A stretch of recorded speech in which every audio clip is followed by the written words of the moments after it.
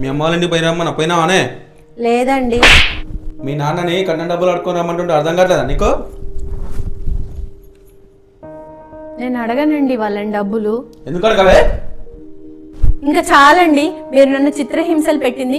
ఇంకెన్ని రోజులైనా నన్ను ఇలా చేస్తారు చెప్పండి. మీరు ఒకటి, అసలు మా నాన్న వాళ్ళు కట్నం ఎందుకు ఇవ్వాలి?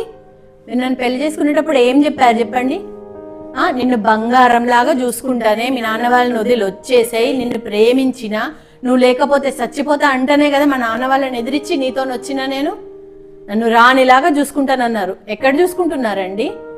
ఒక మాట చెప్పండి, మీరు నా ఎంబడి పడ్డారా, నేను మీ ఎంబడి పడ్డానా?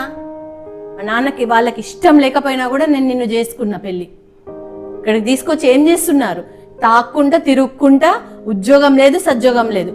సరే అని నేను ఉద్యోగం చూసుకున్నా, నేను చేస్తున్నాను. కానీ ఏం చేస్తున్నారండి? ఉద్యోగం దగ్గరకు వచ్చి కూడా తాగొచ్చి అక్కడ నా పరువు తీశారు. ఇంకెన్ని రోజులని భరించాలి మిమ్మల్ని?